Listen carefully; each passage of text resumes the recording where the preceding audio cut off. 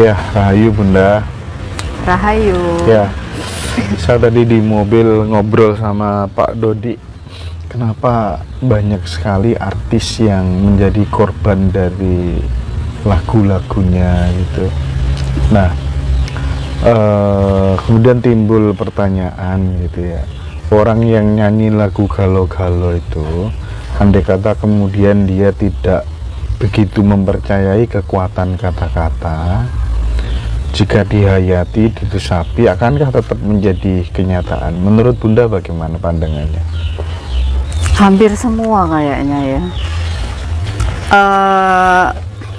Contohnya banyak, dan itu bukan hanya penyanyi aja, pemain film juga.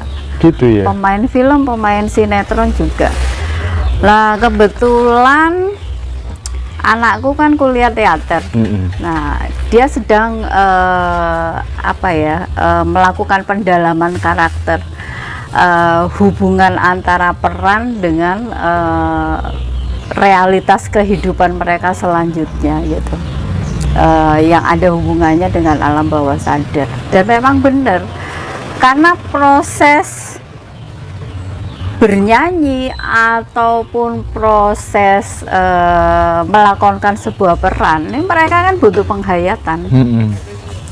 Mereka butuh penghayatan, mereka butuh pendalaman karakter. Otomatis ketika menyanyikan lagu sedih, rasanya kan harus masuk supaya lagu itu bisa sampai ke penikmatnya. Dan ketika mereka memainkan rasa, nah itu kan yang berbahaya. Padahal rasa itu kan mantra. Terlepas dia percaya atau nggak percaya, semuanya akan kena hukum itu gitu ya. Terlepas dia percaya atau tidak percaya. Karena apa? Udah masuk ke alam bawah sadarnya. Kan mereka harus mengeksplor rasa. Ketika menyanyikan lagu sedih, ketika mereka menyanyikan lagu bahagia, kan mereka harus sampai rasanya ke pemirsanya. Itu yang paling bahaya, justru itu ketika mereka menghayati lagunya, ketika mereka menghayati perannya, ya itu udah masuk di sana. Makanya ndak boleh nyanyi lagu satru. Iya.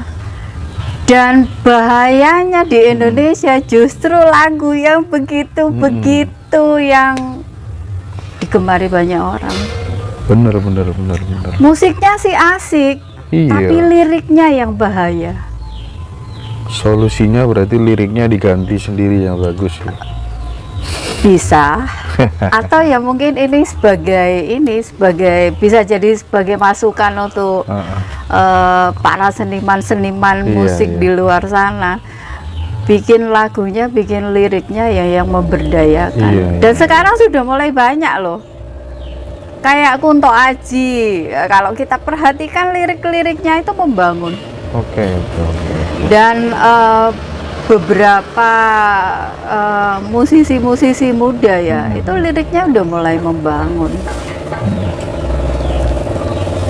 Yang sekarang ya, udah mulai banyak sih sadar bahwa karya itu ternyata ya mungkin level kesadarannya udah meningkat ya.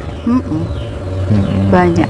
Kalau kita perhatikan lagunya Kunto Aji itu, yang terbaru itu, wah itu sakral banget itu liriknya. Itu tentang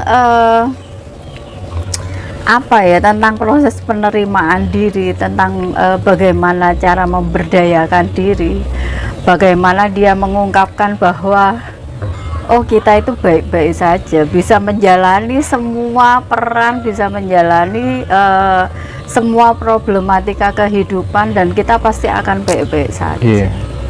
Dan itu bukan sekedar wacana ya Bun, nampaknya itu sangat ilmiah sebenarnya dan sangat rasional ya. Banyak juga penelitian soal kata-kata, kekuatan kata-kata ketika disugestikan terhadap air dan lain sebagainya gitu ya. apalagi otak kita 88% terdiri dari air. Betul. Ya kan, di paling Dan enggak tubuh kita juga iya, didominasi oleh air. makanya mulai sekarang kalau nyanyi harus benar-benar hati-hati, karena jika kita menyanyi dengan baik berarti kita sudah berdoa 2 kali, katanya seorang filsuf. Betul. Begitu ya. Betul. Iya, iya, iya.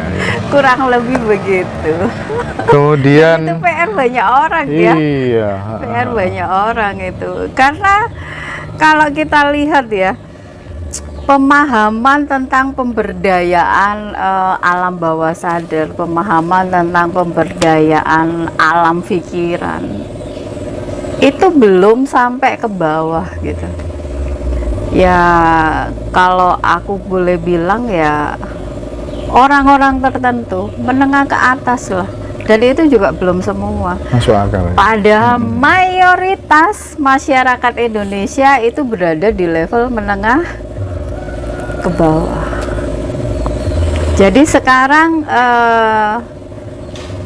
industri itu kadang-kadang itu mencederai yang orang-orang yang levelnya menengah ke bawah itu dengan pemahaman yang kurang Iya, iya, iya. kurang apa ya? Ya kalau ngomong kurang bagus nanti disalahin banyak Iya, orang. iya. Kurang mateng lah gitu. Iya, iya.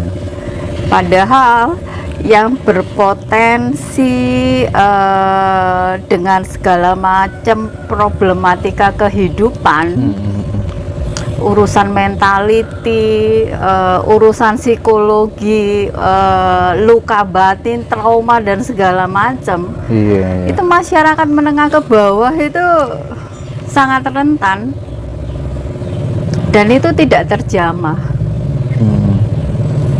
Dan tidak hanya penyanyi, bener katanya Bunda, tidak hanya penyanyi. Kalau saya dulu karena background saya dulu aktivis ya, saya ngidolakan yang namanya Sohogi. Sohogi itu pernah bikin puisi, intinya itu dia pengen mati muda gitu ya. Kebahagiaan terbesar adalah ketika seorang bisa mati muda. Makhluk kecil, kembalilah dari tiada ke tiada, berbahagialah dalam ketiadaan. Naik gunung, menghisap udara beracun, meninggal dalam usia 27 tahun. Kasus-kasus seperti itu banyak banget yang kemudian memberikan sebuah memberikan sebuah gambaran kepada kita bahwa jangan macam-macam dengan kekuatan kata-kata yang penuh diresapi, penuh dengan penghayatan begitu ya Bunda. Benar. Ya. Benar.